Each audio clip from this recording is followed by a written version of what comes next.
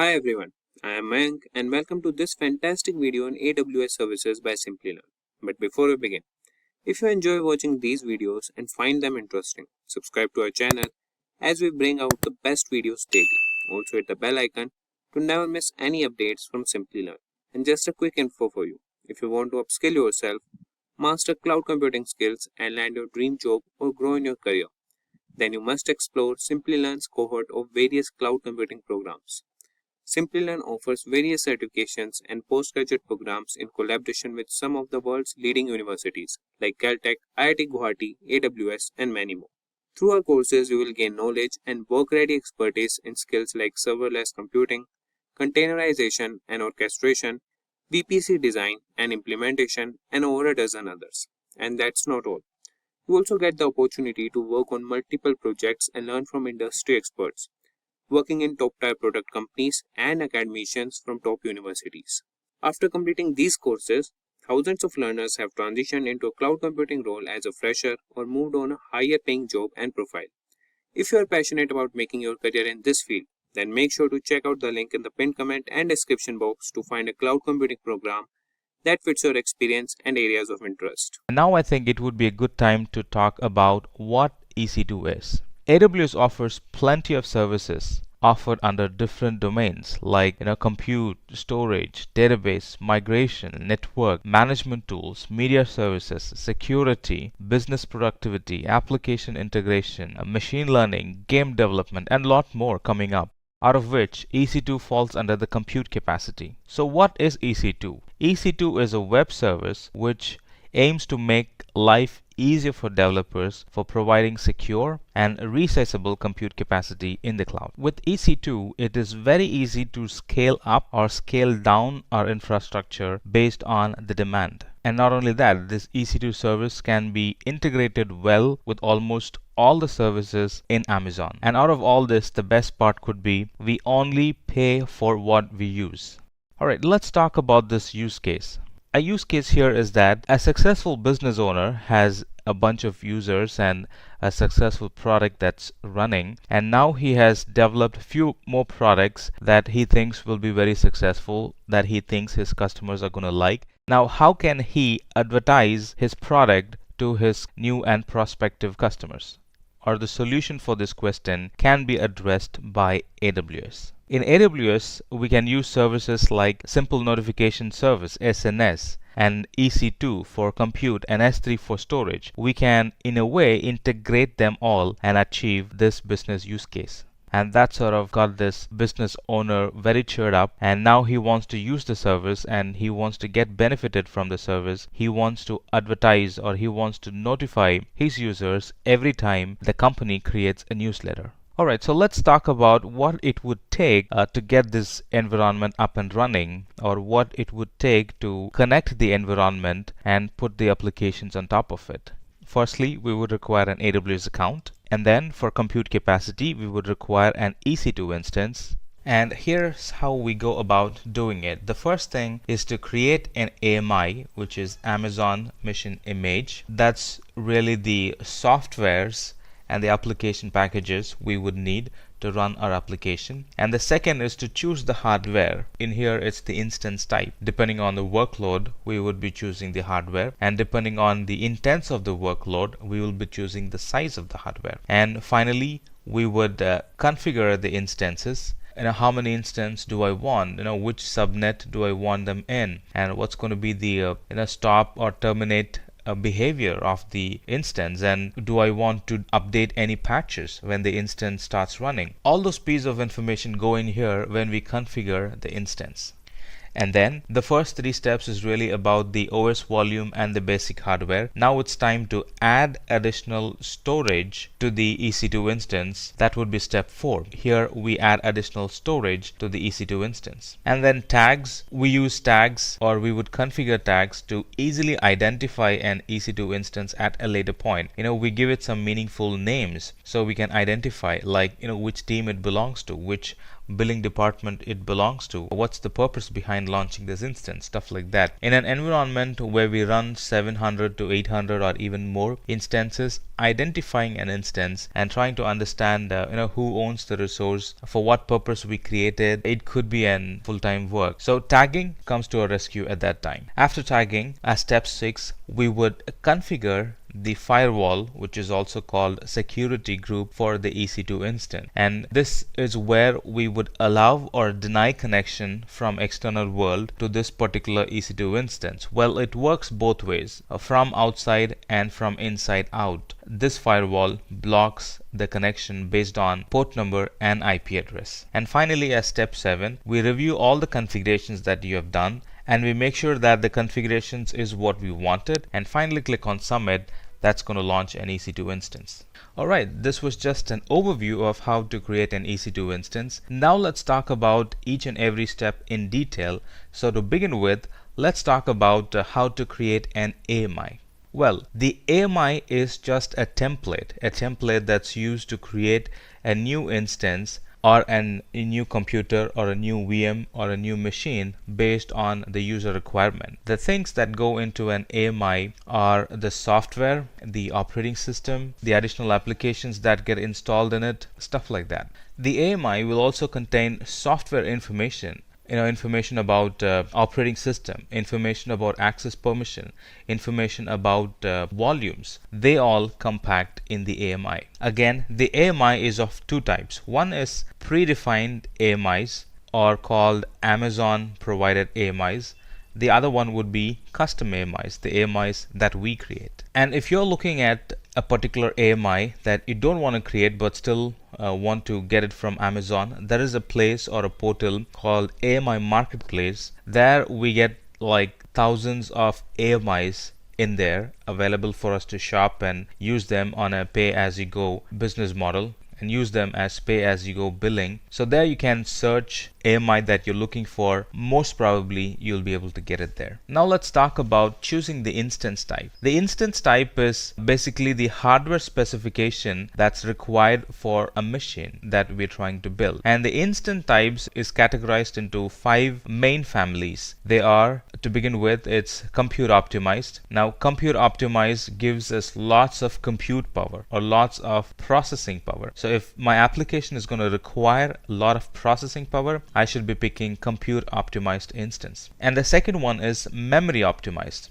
Now this is very good for applications that require in-memory caching. There are some applications that performs well with cache or through cache, or the application would create a lot of data that it wants to keep in cache for rereading or for processing, for lengthy processing, stuff like that. For those type of application, this memory optimized instance that comes with in-memory cache is a very good use case. And the third one is the instance that comes with GPU, otherwise called GPU optimized. GPU stands for graphical process unit, and this is very good for application that deals with gaming. This is very good for application that's going to require large graphical requirements. And storage optimized is the fourth option. Just like the name says, this is a very good use case for storage servers. And the fifth family type is general purpose. Just like the name says, it's for general purpose. If you're not particular about the family, then you generally would end up picking the general purpose, because here the services are sort of equally balanced. You'll find a balance between the virtual CPU and the memory and the storage and the network performance. It's sort of balanced. All the components, all the features that needs to go in a computer are sort of balanced in general purpose. Now these instant types are fixed and they cannot be altered because it's hardware based. We buy hardware. We do not have much control on the hardware that's being used. Well, we have options, but we do not have control on the hardware. And these instant types are divided into 5 main families. They are compute optimized,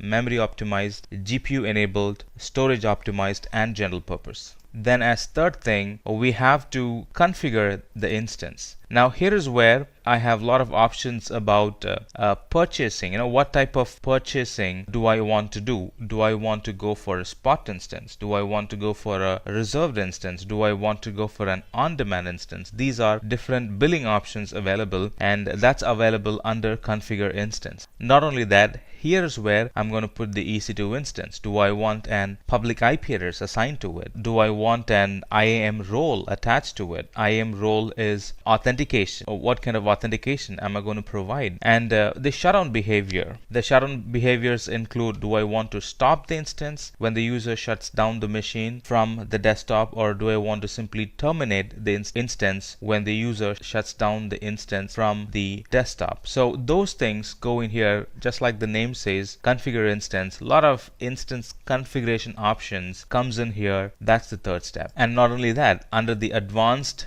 details or advanced tab under configure instance, I can bootstrap the instance with some scripts. Now bootstrap is nothing but the scripts that you want to be run in the instance before it actually comes online. Let's say you're provisioning the instance for somebody else. Instead of you launching the instance and then logging in and running some commands and then handing it over to the other person, you can create bootstrap shell scripts and paste it in a console option available under configure instance, and Amazon is going to take those commands, run it on the instance before it hands over to the user that initially requested for that instance. Now it could be a different user or just you. It sort of automates software installation procedures in the instance that we will be launching. And not only that, there are multiple payment options available under configure instance.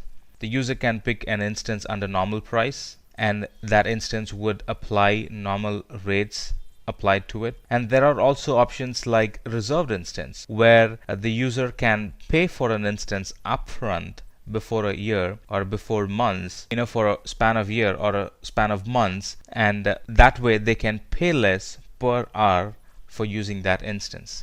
Not only that, you can also go for spot instance, like bidding for those instances. Whoever bids more, they get the instance for that particular time. Well, these instances are a lot cheaper than on-demand instances. And through bidding and buying, you can keep the instance as long as your bid price doesn't exceed the price that Amazon is proposing. And as the fourth step, we will have to add storage to the instance that we are about to launch. And here we have a bunch of storage options. I can go for ephemeral storage, which is free, or I can go for an external elastic block storage, also called EBS, which is paid and it's a permanent storage, or else I can integrate my EC2 instance with S3 for its storage needs. And the best part about storage is free subscription users, they get to use 30 gigabit of SSD storage or magnetic storage for the whole year. In this page where we are ready to add storage, we will have to mention or provide the size in gigabit and the volume type. Is it going to be an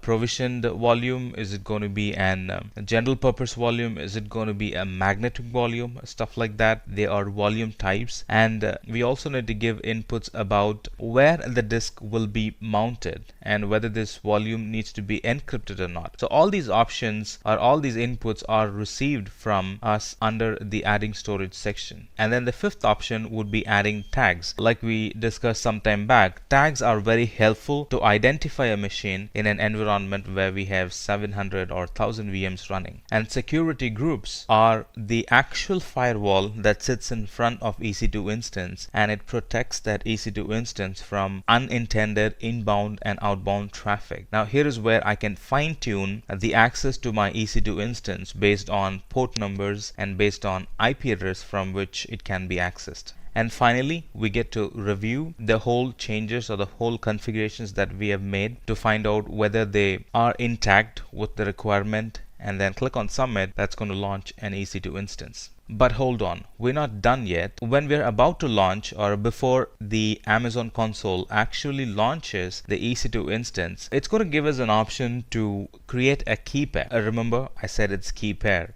Key pair is two things. One is public and private. The private key is downloaded by the user and is kept with the user, and the public key is used by Amazon to confirm the identity of the user. So just go ahead and download the private key and keep it for yourself. And this private key gets downloaded as a .pem file. It's a format of the file and it gets downloaded as .pem file. And our next step is to access the EC2 instance. And because the instance that we have launched in this example, let's assume it's a Linux instance, and that's going to require a tool called PuTTY to be able to access it. And this PuTTY tool is really needed when we are trying to access an Linux instance from Windows instance. Most of the time, Windows instance will have PuTTY installed in them, but in some rare cases, they do not come with PuTTY. In those cases, we can go ahead and download PuTTY and PuTTY generator, and we can start using it to access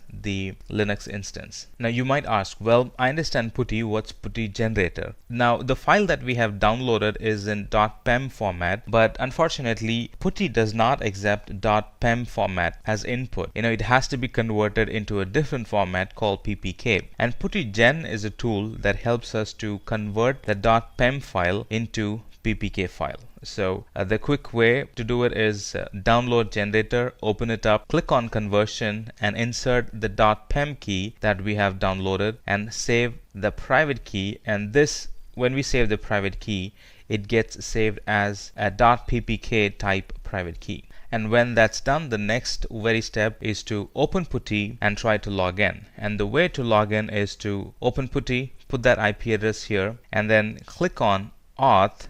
This is where we would input the file that we have created. So click on auth and then click on browse and find the .ppk file that we have converted and stored, browse it and upload it, and then click on open. Now that's going to open up a login screen for us. And the AMIs comes with a default username. Depending on the AMI that we have picked, the username might differ. In our case, we have picked an AMI for which the username is EC2-user, and this is the default, by the way. Let's put the username EC2-user and hit enter, and that's going to open up the Linux instance using CLI. There are a few other things that we can do with the terminal that we'll explain it a little later. Alright, so we have successfully launched an EC2 instance, and give yourself a pat on your back. Launching an instance was just one part of the solution. So let's actually talk about how we can notify our customers. SNS, or Simple Notification Service, is a service or a product in Amazon that helps us to notify customers through email. So navigate to SNS in your account and create a topic. And we're going to use this topic for public notification. So let's make it public and then add subscribers to it. Now these subscribers are the people who you want to be notified about the newsletter. So we already have the email database in there. Add them to the subscribers list and then they will start getting new newsletters as and when we post them to the topic. And as next step, create a bucket in S3 where you can store content, and in that bucket create an event that triggers a notification to Simple Notification Service. So this is how it will be set up. A notification will be sent to our subscribers anytime we put something in our S3 bucket. So S3 bucket is going to create an event for the notification, and the notification is going to make sure that it's delivered to your end customer because they're already subscribed to the topic as subscribers. And finally, let's connect the S3 with EC2 so the bucket and the AWS instance are in sync. So we put some content in the S3 bucket, our email system notifies our customers, and the customers can go online to a website that's hosted in EC2, and because S3 and EC2 are in sync, the items that we put in S3 will also show up in EC2. See how this is all connected and it's working together. And once this is all connected, our subscribers will regularly be informed anytime we put new content in the S3 bucket, and the same content will be made available in EC2 instance through the website. So what is S3? S3 stands for Simple Storage Service, and it is an object storage service in Amazon. What this means is that it doesn't matter what kind of file you upload to S3, it will be treated as an abstraction, meaning an object. So you can upload a PDF file, you can upload a JPEG file, you can upload a database backup. It doesn't really matter. All that is abstracted away by the use of storing it within an object. We're going to talk more about what composes an object, but by doing so, what happens is S3 allows us to have industry leading scalability. So it doesn't matter if you're going to make a request for that database backup, let's say that object, 5 times or 10,000 times. That request, that demand will scale. The underlying infrastructure that is implemented behind the scenes is handled for you. So in a sense, it's kind of like a serverless service, a storage service where you're not implicated in handling anything underneath the covers. You're just uploading your objects and accessing them later on. In terms of data availability, very powerful as well, because it takes those objects and will replicate them across at least 3 availability zones. Of course, these availability zones have 1 or more data centers attached to them. So you have lots and lots of copies of your objects distributed globally, or at least at a regional, in a regional area. You can do this as well globally if you enable global replication. And you will see that your level of durability will skyrocket, and you're just not going to worry about losing an S3 object. Data security. Well, we can encrypt our data at rest, our objects at rest. We can encrypt it in transit. We can also come up with security policies at the bucket level, which we're going to talk about what a bucket is very soon. These are going to be implemented through what's called IAM policies, and you're going to be able to control who or what has access to your objects. And of course, because everything is handled underneath the covers, all the servers, all the storage nodes are cloud optimized for the best possible performance. So let's continue on our journey on what is S3. We're going to take a look at what is a bucket and what is an object. As you can see here, you have inside this bucket, which is a logical container for an unlimited amount of objects. You could have objects of different shapes and sizes. Like I said, you could have pictures, database backups, etc. So this is what's being represented here by different shapes. And you can think of a bucket really as almost like a folder where objects or files are placed within them. So there are many ways for us to place objects within a bucket. We can do this through the AWS console, which I'll be showing you very shortly. We can do this via the command line interface, or we can do this through a software development kit. At the end of the day, all those 3 options go through an API, right? So it's all about picking the right method that is best suited for whatever kind of end user or application that needs access to these buckets and to these objects. Now, once you've got the data or objects within this bucket, you can control pretty much how the data is accessed, how it's stored, whether you want it to be encrypted, and how it's even managed. So you can have organizations that have specific compliance needs. For example, any objects that are placed in there, perhaps some PDFs, are not to be modified or not to be touched for 90 days. Let's say we can employ object locks if we want to.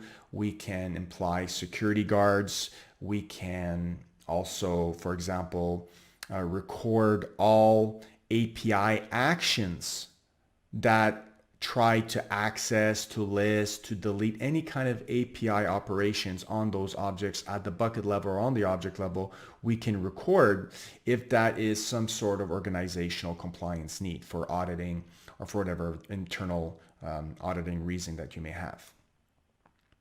So continuing on here, you can see that there are many organizations that use S3. One in point is Amazon itself. S3 is so popular and so durable that Amazon internally uses it to store its own data.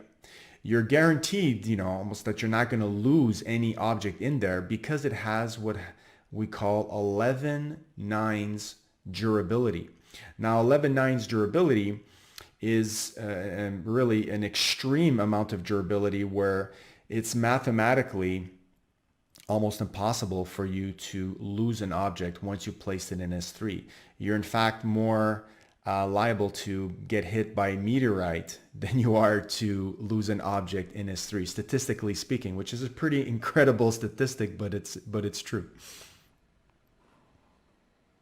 So if we continue here with the benefits of S3, some of these I've already described, but let's talk about the full picture here. We see the performance, scalability, availability, and durability of S3 are really first class in the industry. Again, durability, we were talking about that 11.9. So what that really means is 99.9999 in total. If you count all the nines, that's 11 of those nines. So most durable in the industry by far. And again, because everything is handled underneath the covers, it's a serverless service. They ensure the scalability and availability and the performance of the inner workings of that object level storage.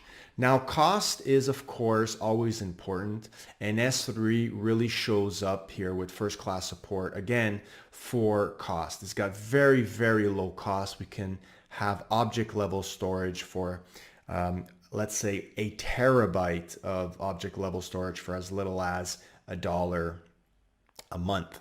So again, it will depend on the kind of storage class. We're going to have a discussion on different types of storage classes that we might want to transition or move over our objects from one storage class to the next, depending on how frequently accessed that data is. As you know, data over time seems to get less and less accessed as your needs shift from one place to another. We're going to talk about that coming up very soon. So we're going to want to really focus on that to reduce our end of the month costs for storage with S3. Of course, security is always at the forefront, and we want to make sure that we either simply secure by encrypting everything right off the bat, either at rest, in transit, or we want to put an object lock or just maintain security at the bucket level, maintaining, let's say, who or what has access to that data.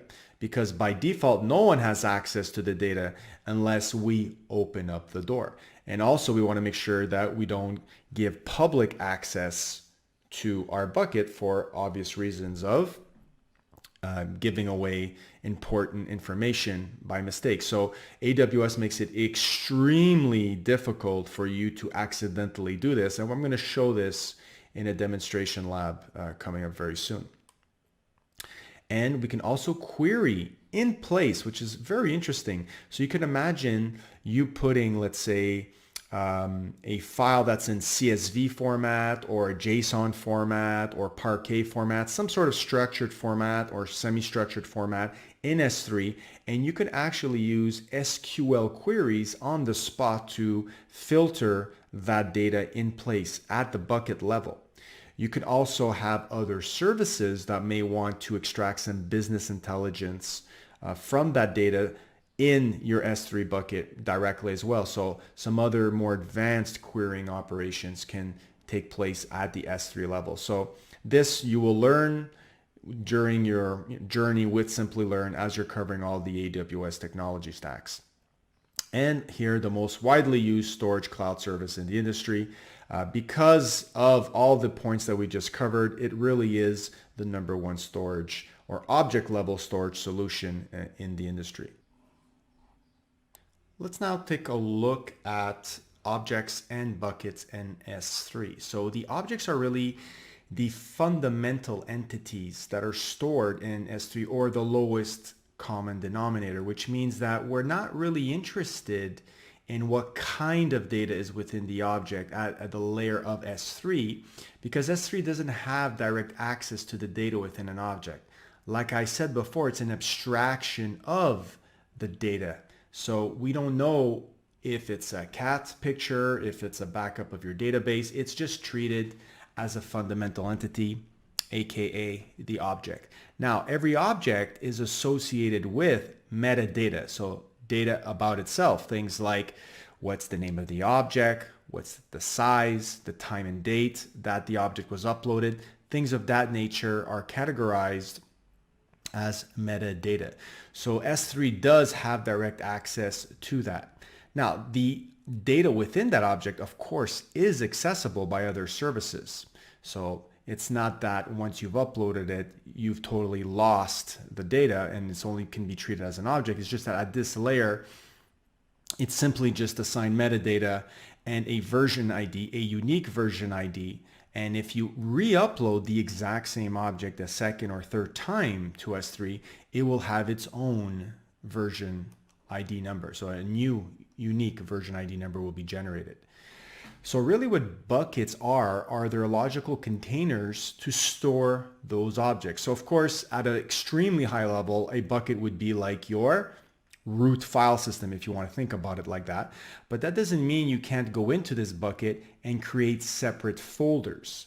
Now, when you create separate folders in a bucket, because you might want to logically organize all your objects, you might be fooled by the fact that you think this is a hierarchical storage system, when in fact it is not. And I'll talk about that in a second. So you cannot store an object without first storing it into a bucket. So of course, the first step would be for us to create a bucket and then upload objects within that bucket. So an object cannot exist without its container or its bucket.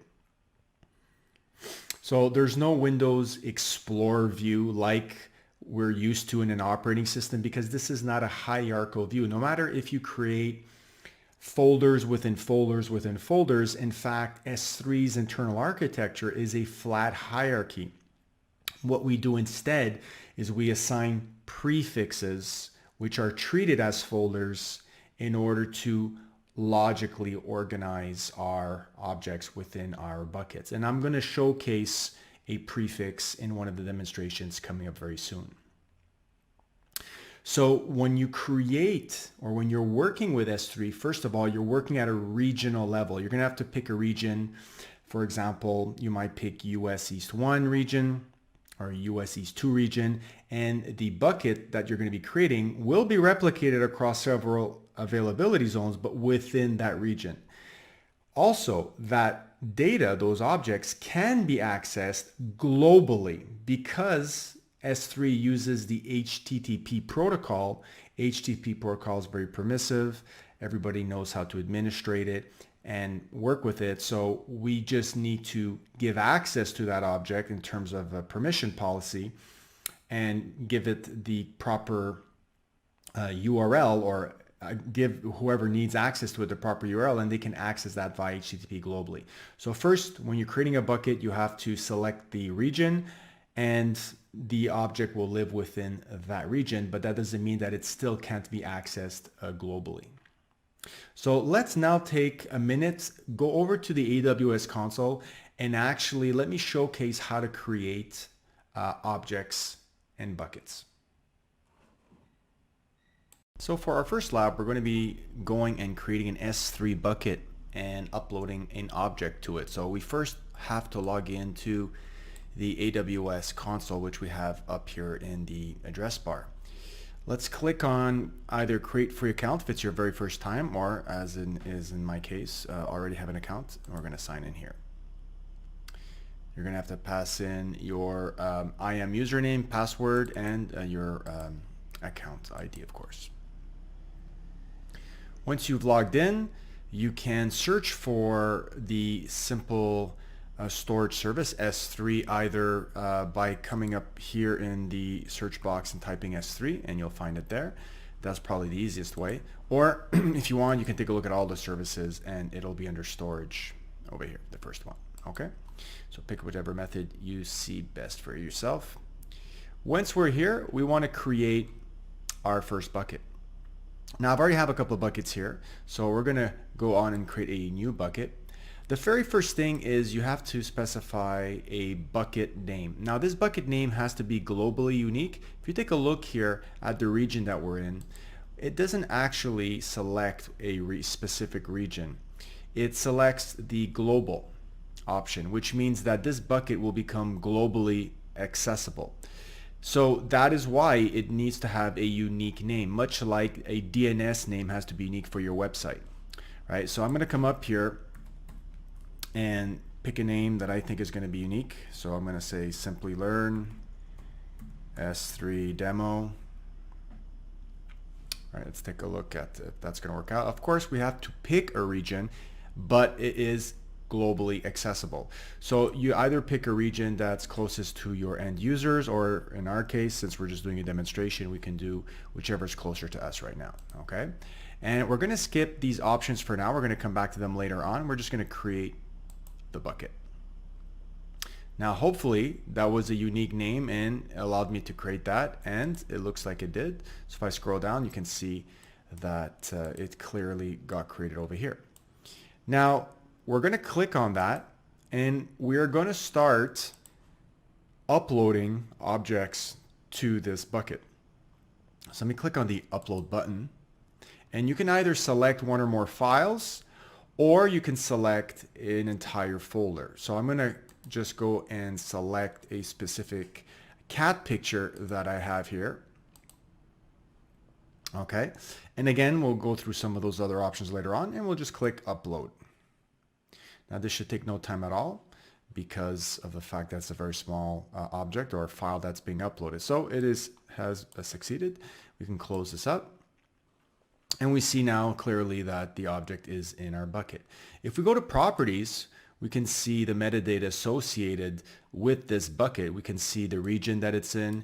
We can see the ARN, which is the Amazon resource name, which uniquely identifies this resource, this bucket, across the globe. So if ever you needed to reference this, let's say in an IAM policy or whatever other service needed to communicate with S3, you would need this ARN. It's a very important piece of information.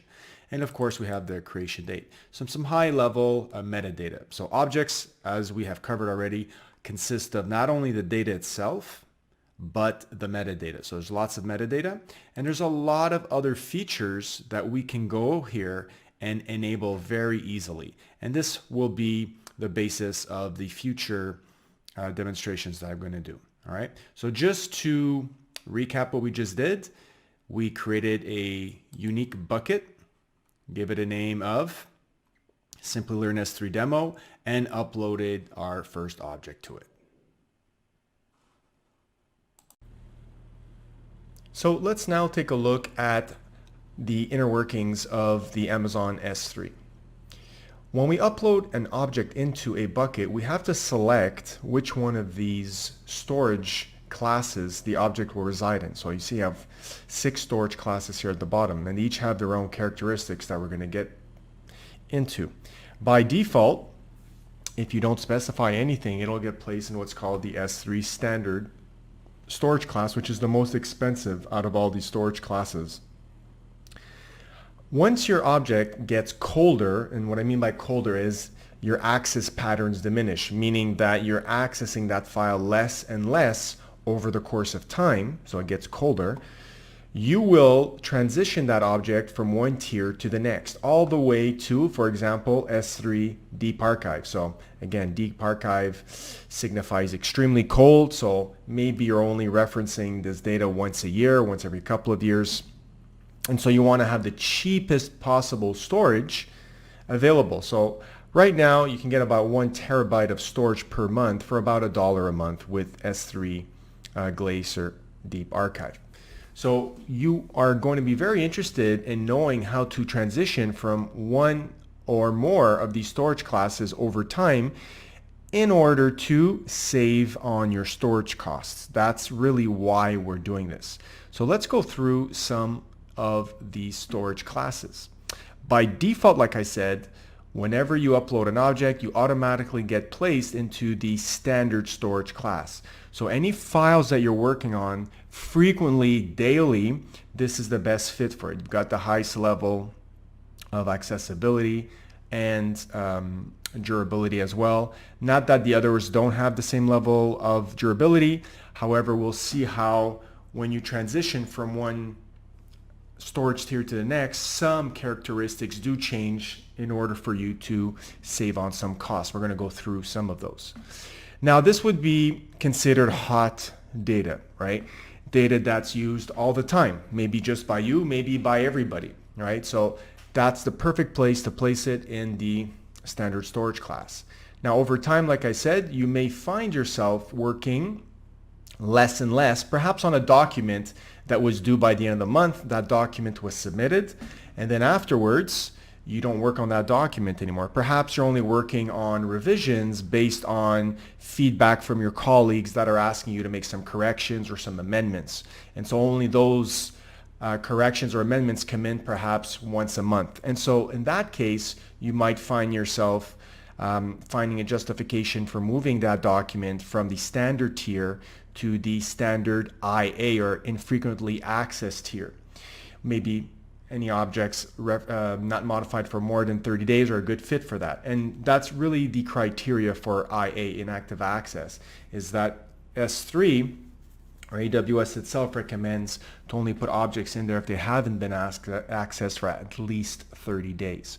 So you get a price reduction, a rebate for putting objects that are not accessed frequently in here. Of course, if you remove objects, let's say before the 30-day limit, then you are charged a surcharge for retrieving an object that you said was infrequently accessed, but it really was not. So bear that in mind. If you're going to place objects in infrequent access, be somewhat reasonably assured that you're not going to be going there and accessing them. You can still access those files, no problem, just as quickly. They have the same level of accessibility and durability. However, like I said, anything less than 30 days, you'll get a price ding on that.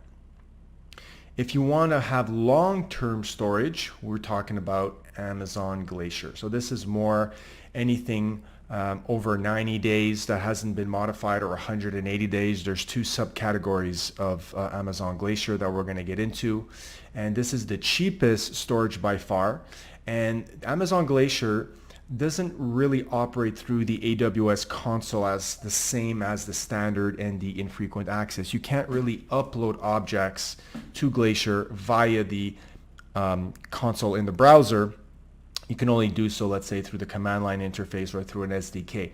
The only thing you can do on the web console with Glacier is actually create what's called a vault, which is a logical container for your archives. But then after that, you have to go through the CLI or the SDK to do the rest of the work there.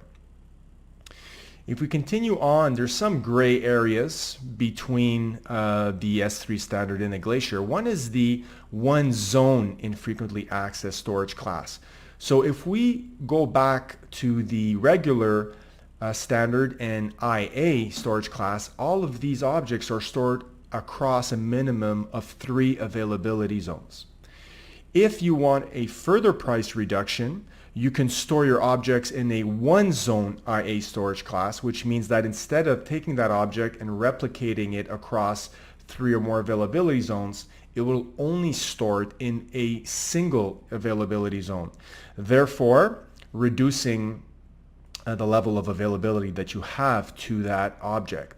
So in this case here, if that single availability zone would go down, for example, you would not have access to that object. Once it would come back up, of course, you would. The other thing is if there was an immense catastrophe where the actual availability zone was destroyed, well, of course, then your object is also gone. So if that's something that doesn't worry you because you have already many copies of this object maybe lying around on premise, then this is a good option for you because it's data that you're willing to lose or lose access to for short periods of time if ever that single availability zone goes down. So it's about an extra 20% off the price from already the normal IA standard price. There is another one called the standard reduced redundancy storage. This one is kind of getting phased out as we speak because the same price for this storage class is about the same amount you're going to pay for the normal IA standard class. What this does is, again, is a good fit for your objects that you're not really worried about losing if there is some sort of catastrophe that happens in an availability zone. There's less copies of it that are stored. And so if that data center and that availability zone goes down, then you lose your object. So of course, it offered at the time the highest price reduction possible, but now the difference between this one and the normal IA standard storage class is so small in terms of price that you're probably not going to migrate to or navigate to this storage class. But it is still there in the documentation, and it may very well come up still in the certification exam, so at least be aware of that. Let's now take a look at some individual features of S3, starting off with lifecycle management. So lifecycle management is very interesting because it allows us to come up with a predefined rule that will help us automate the transitioning of objects from one storage class to another without us having to manually copy things over. Of course, you could imagine how time consuming that would be if we had to do this manually. So we're going to see this very soon in a lab. However, let me discuss how this works.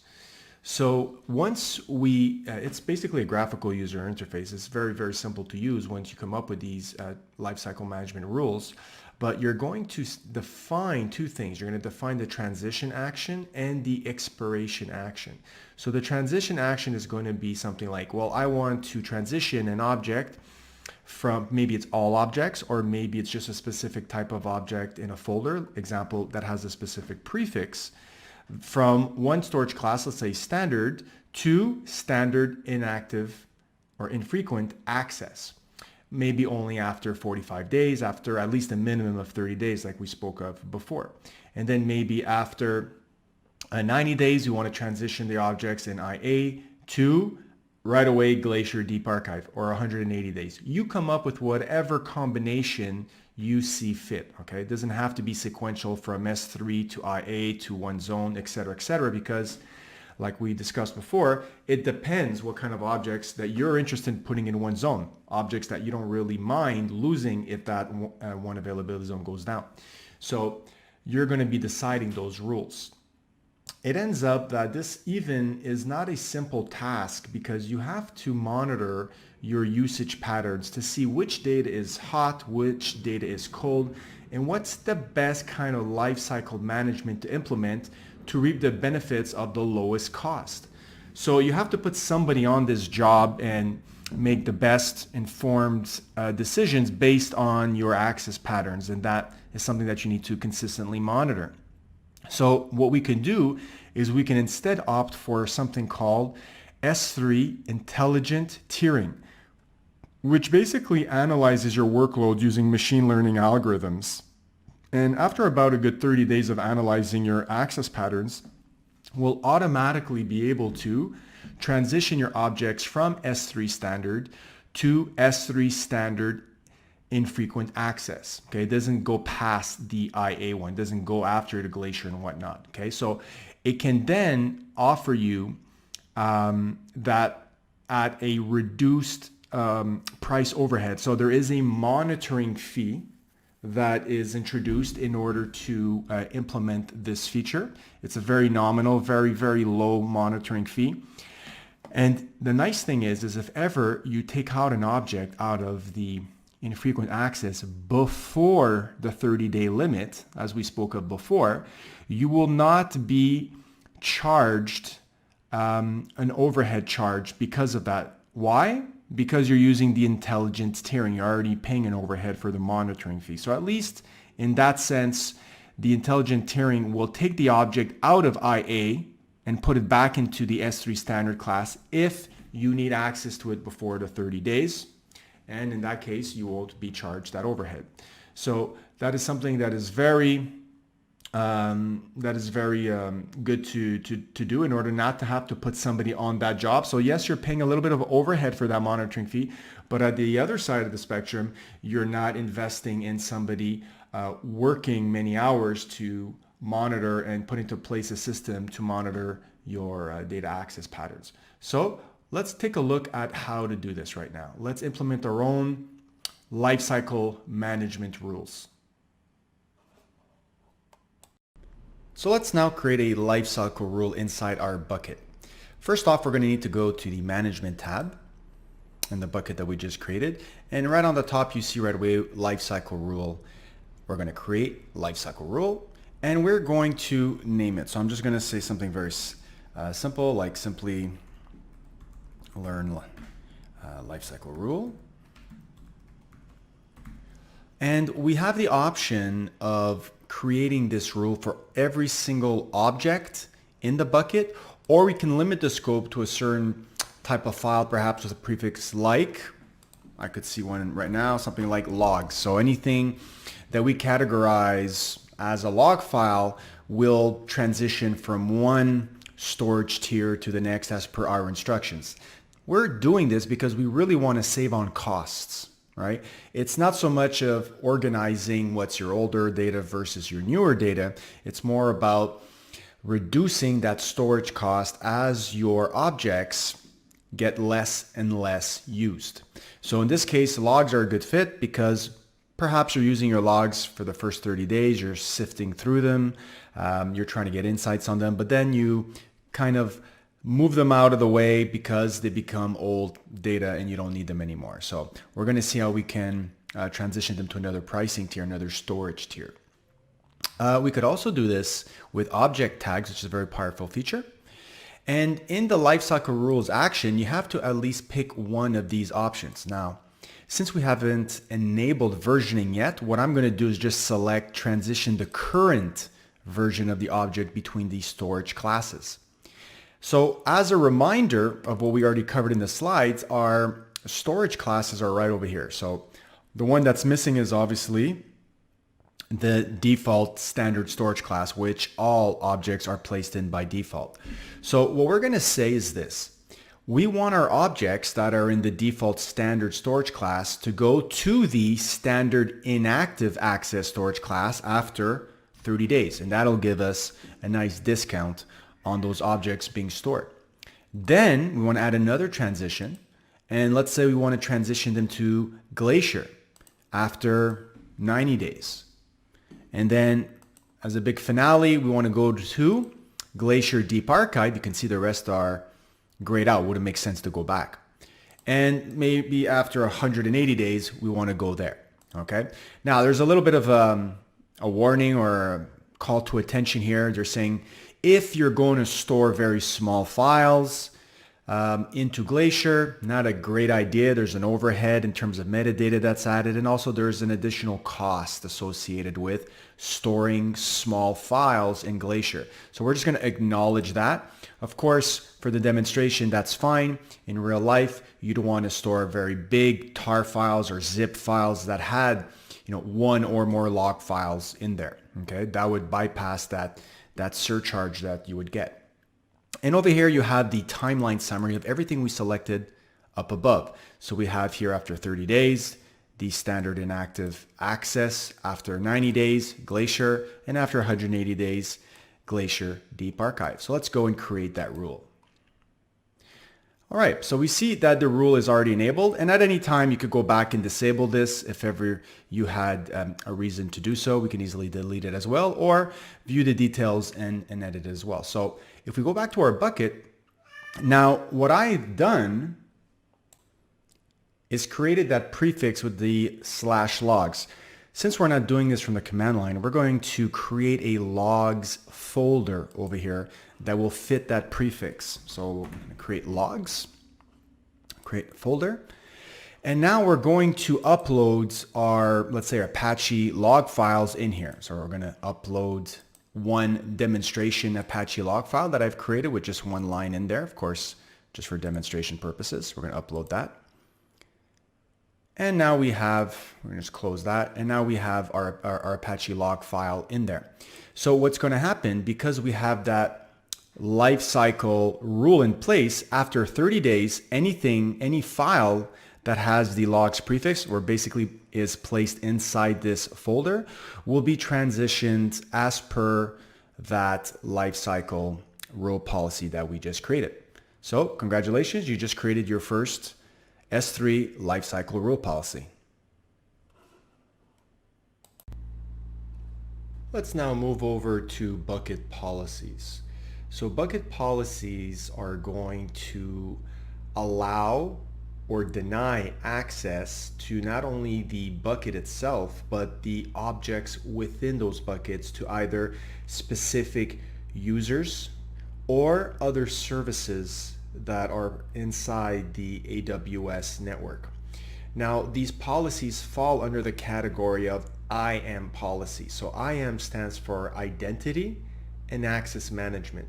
And this is a whole other topic that deals with security at large. So there are no services in AWS which are allowed to access other services or data, for example, within S3 without you explicitly allowing it through these IAM policies. So one of the ways we do that is by attaching one of these policies which are written in a JSON format. So it's a text file that we write. At the end of the day, that's the artifact, and that's a good thing because we can use that artifact and we can configuration control it in our source control and version it and put it alongside our source code. So when we deploy everything, it is part of our deployment package. So in this case here, we have several ways of doing this. We can use what's called the policy generator, which is a graphical user interface that allows us to simply click and point and populate certain text boxes, which will then generate that JSON document that will allow us to attach that to our S3 bucket.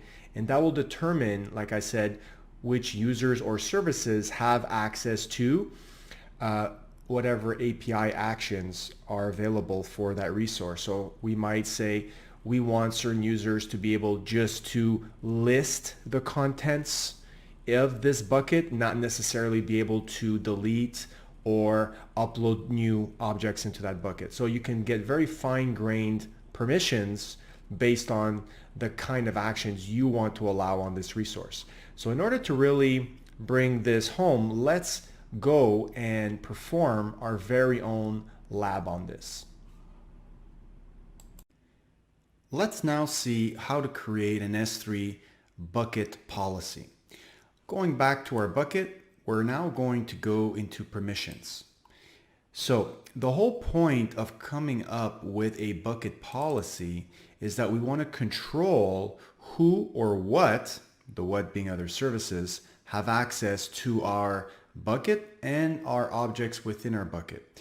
So there are several ways we can go about doing this. Let's edit a bucket policy.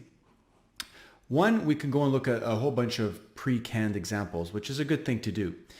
Two, we could actually go in here and code the JSON document ourselves, which is much more difficult, of course. So what we're going to do is we're going to look at a policy generator, which is really a form-based graphical user interface that allows us to generate, through the answers that we're going to give here, the JSON document for us. First question is, we got to select the policy type. Of course, we're dealing with S3, so it makes sense for us to create an S3 bucket policy. The two options available to us are allowing or denying access to our S3 bucket. Now in this case here, we could get really fine-grained and specify certain kinds of services or certain kinds of users. But for the demonstration, we're just going to select star, which means anything or anybody can access this S3 bucket. All right. Now, depending on also the actions that we're going to allow. So in this case here, we can get very fine-grained and we have all these checkboxes that we can check off to give access to certain kind of API action. So we can say we want to give access to, just deleting the bucket, which obviously is something very powerful. But you can get more fine-grained. As you can see, you have more of the getters over here, and you have more of the listing and the putting new objects in there as well. So you can get very fine-grained. Now, for demonstration purposes, we're going to say all actions. So this is a very broad and wide-ranging permission, something that you really should think twice about before doing. We're basically saying we want to allow everybody and anything, any service, all API actions on this S3 bucket. So that's no small thing. We need to specify the Amazon resource name, the ARN of that bucket specifically. So what we're going to do is go back to our bucket, and you can see here the bucket ARN. Okay, so we're just going to copy this, paste it in this policy generator, and just say add statement. You can see here kind of a resume of what we just did, and we're going to say generate policy. And this is where it creates for us, and make this a little bit bigger for us, it creates that JSON document. So we're going to take this, we're going to copy it, and we're going to paste it into the generator. Okay. Now, of course, we could flip this and change this to a deny, right? Which would basically say we don't want anybody to have access, or anything, any other service to have access to this S3 bucket. We could even say /* to also encapsulate all the objects within that bucket. So if I save this right now, you have a very ironclad S3 bucket policy, which basically denies all access to this bucket and the objects within. Of course, this is on the other side of the spectrum, very, very secure. So we might want to, for example, host a static website through our S3 bucket. So in this case here, allowing access would make more sense, right? So if I save changes, you see that we get an error here saying that we don't have permissions to do this. And the reason for that is because it realizes that this is extremely permissive. So in order to give access to every single object within this bucket, as in the case that I was stating of a static website being hosted on your S3 bucket, it would be much better to also at first enable that option. So I'm just going to duplicate the tab here. And once you go back to the permissions tab, one of the first things that shows up is this block public access setting, right? Right now it's completely blocked, and that's what's stopping us from saving our policy. We would have to go in here, unblock it, and save it, right? And it's also kind of like a double clutch feature. You have to confirm that just so you don't do that by accident, right? So now what you've effectively done is you've really opened up the floodgates to have public access to this bucket. It's something that can't be accidentally done. It's kind of like having to perform these two actions before the public access can be granted. Now, historically, this was something that AWS was guilty of, was making it too easy to have public access. So now we have this double clutch. Now that this is enabled or turned off, we can now save our changes here successfully. And you can see here that now it's publicly accessible, which is a big red flag that perhaps this is not something that you're interested in doing. Now, if you're hosting a public website and you want everybody just to have read access to every single object in your bucket, yes, this is fine. However, please make sure that you pay very close attention to this type of access flagged over here on the console. So congratulations, you just got introduced to your first bucket policy, a permissive one, but at least now you know how to go through that graphical user interface through the policy generator and create them and paste them inside your S3 bucket policy pane.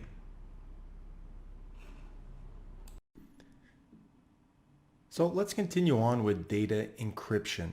So any data that you place in S3 bucket can be encrypted at rest very easily using an AES 256 encryption key. So we can have server-side encryption. We could have AWS handle all the encryption for us, and the decryption will also be handled by AWS when we request our objects later on.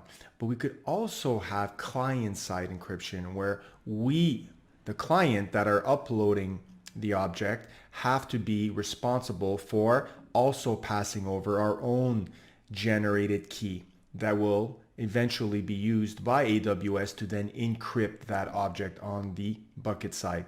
Of course, once that happens, then the key is discarded, the client key is discarded, And you have to be very mindful that since you've decided to handle your own encryption, client-side encryption, that if ever you lose those keys, well, that data is not going to be recoverable in that bucket on the AWS network. So be very careful on that point.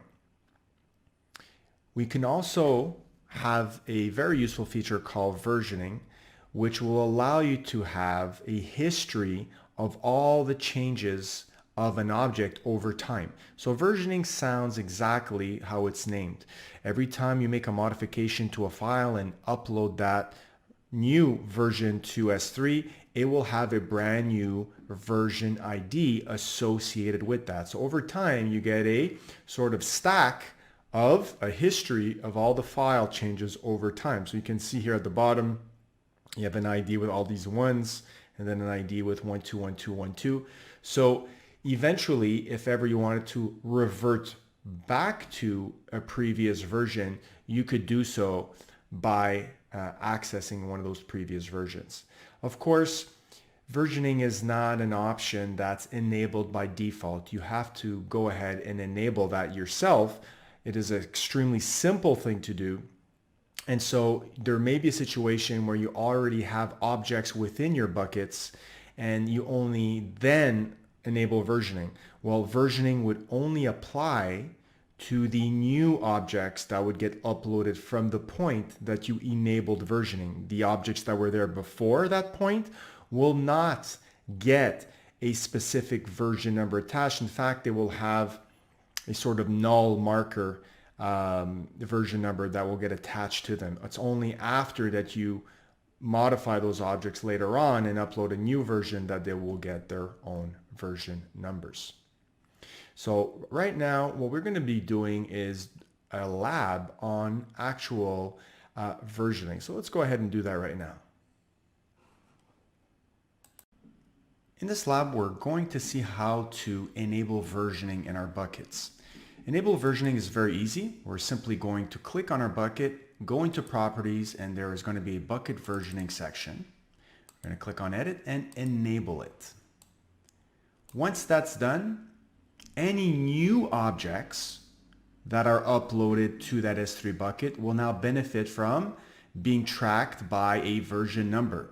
So if you upload objects with the same file name after that, they'll each have a different version number. So you'll have version tracking, a history of the changes for that object. Let's actually go there and upload a new file. I'll upload one called index.html. So we're going to simulate a situation where we've decided we're going to use an S3 bucket as the source of our static website to deploy one.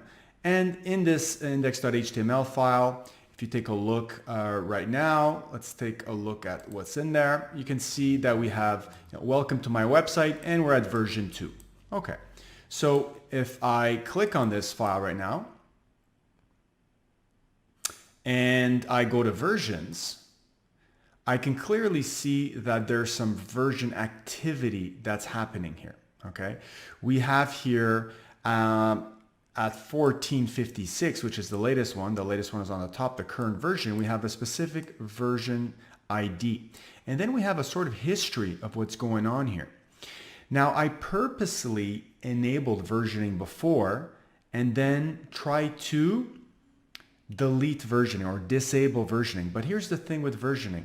You cannot disable it fully once it's enabled. You can only suspend it.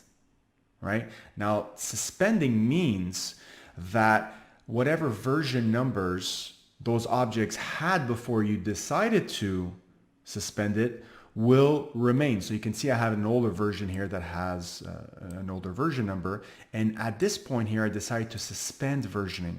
And so what it does, instead of disabling the entire history, it puts what's called a delete marker. Okay? You could always roll back to that version if you want.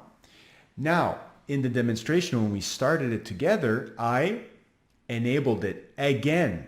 So you can see this is actually the brand new version number as we did it together, but you don't lose the history of previous versioning if ever you had suspended it before. So that's something to keep in mind right? And it'll come up in the exam where they'll ask you, can you actually disable versioning once it's enabled? And the answer is no, you can only suspend it and your history is still maintained.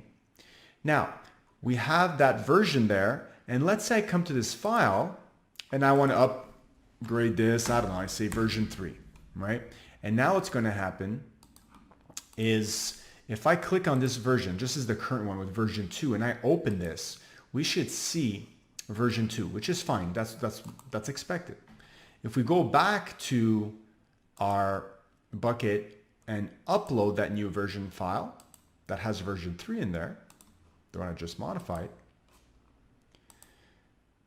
we should now see in that index.html file a brand new version that was created under the versions tab. And there you go, 1458, just 2 minutes after. You can see here we have a brand new version ID, right? And if I open this one, you can see version 3. So now you have a way to enable versioning very easily in your buckets.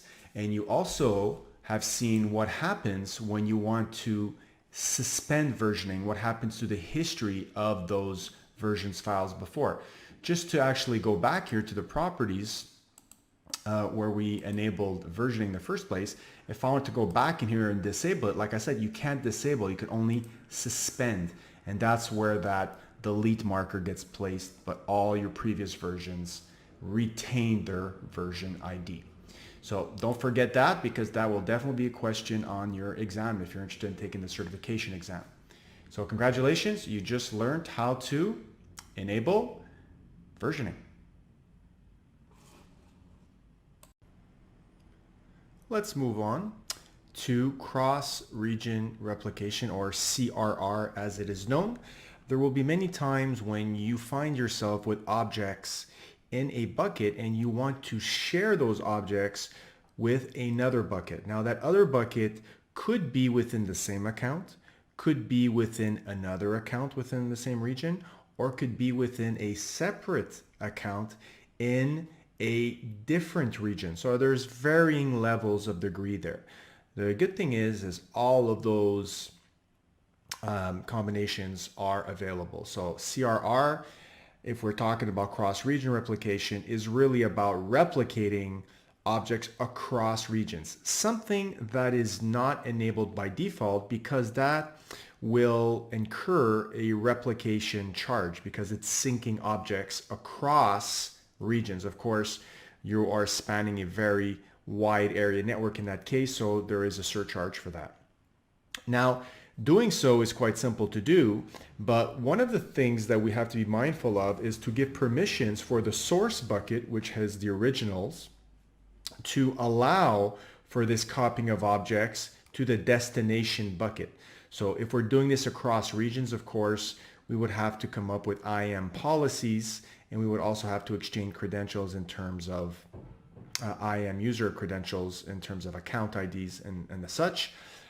We're going to be doing a demonstration in the same account, in the same region, but largely this would be the same steps if we were going to go cross region. So this is something you might find yourself doing if you want to share data with other entities in your company. Maybe you're a multinational and you want to have all your log files copied over to another bucket in another region for another team to analyze, to extract business insights from. Or it might just be that you want to aggregate data in a separate data lake in an S3 bucket in another region, or in like I said, it could be even in the same region or in the same account.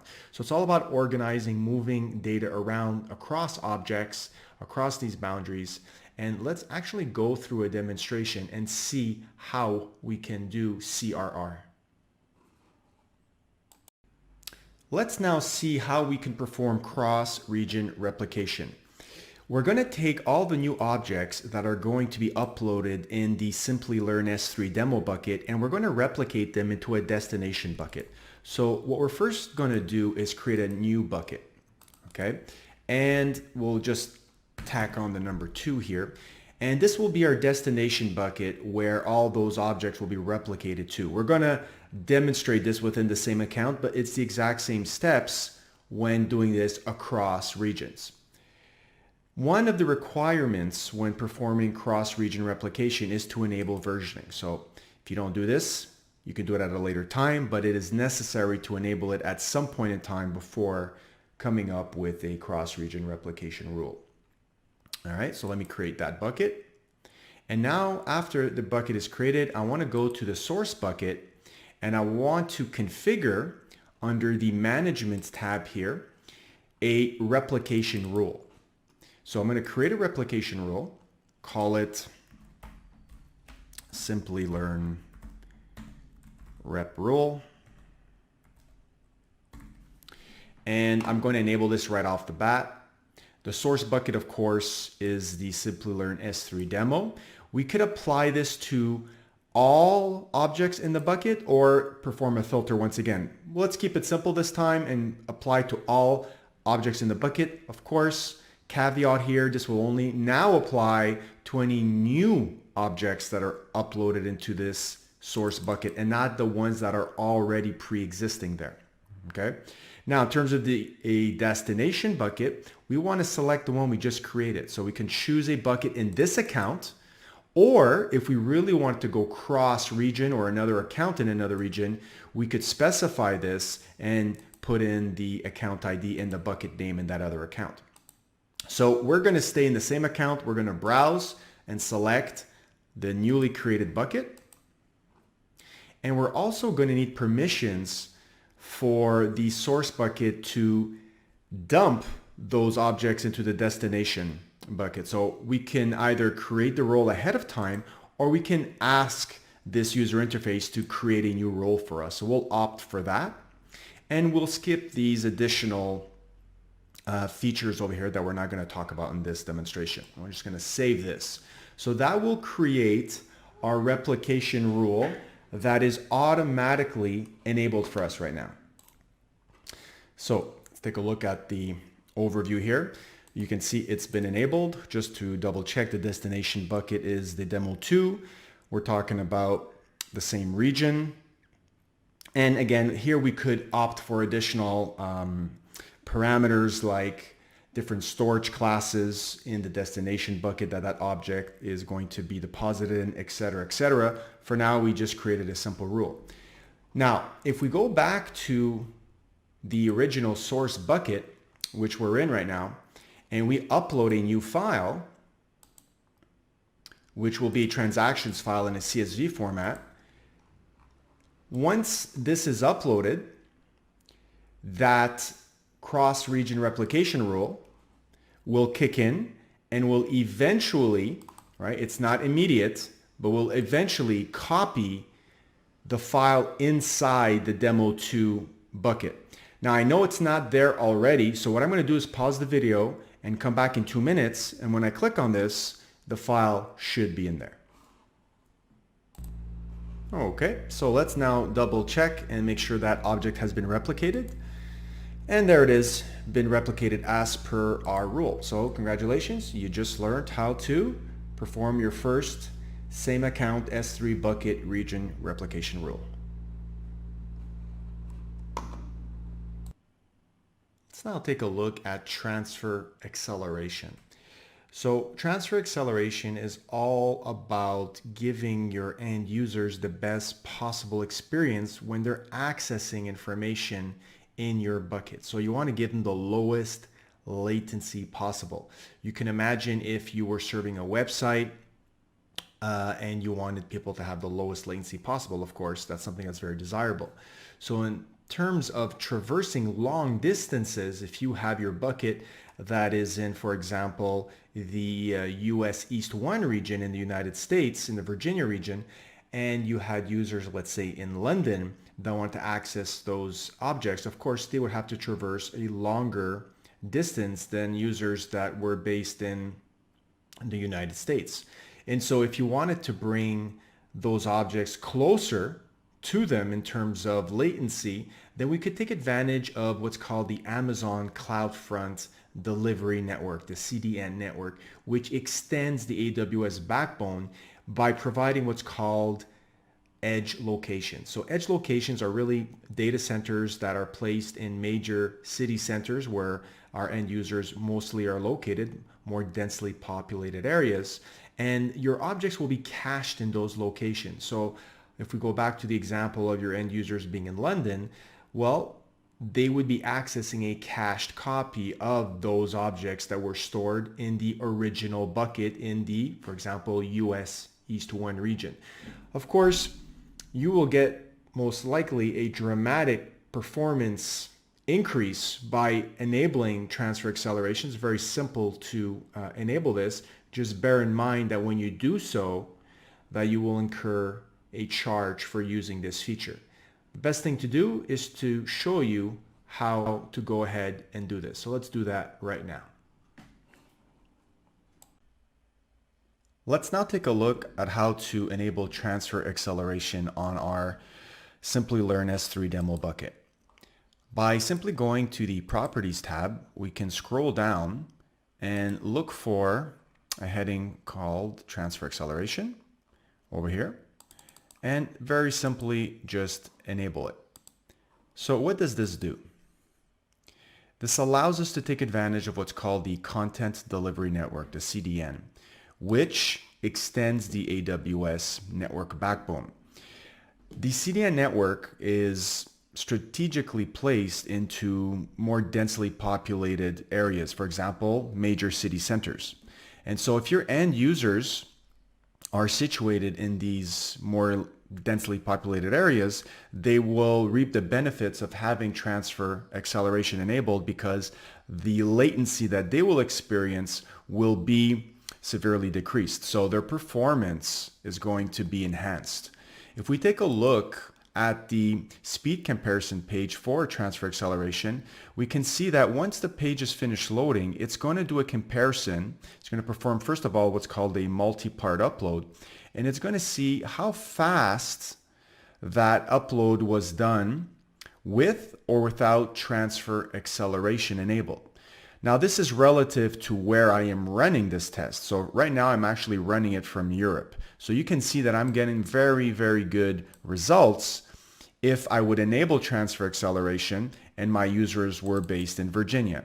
So of course, now I have varying differences in percentage as I go closer or further away from my region where my bucket or my browser is being referenced. So you can see here, United States, I'm getting pretty good percentages. As I go closer to Europe, it gets lower, of course, but still very, very good.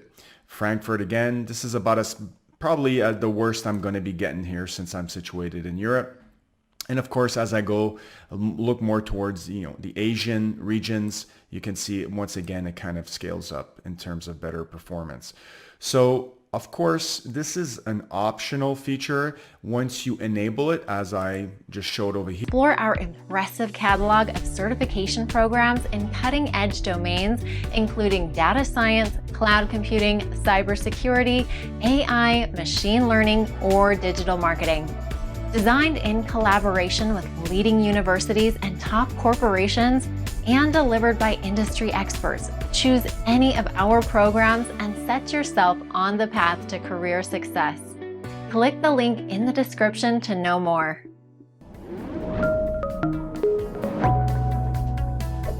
Hi there, if you like this video, subscribe to the Simplilearn YouTube channel and click here to watch similar videos. To nerd up and get certified, click here.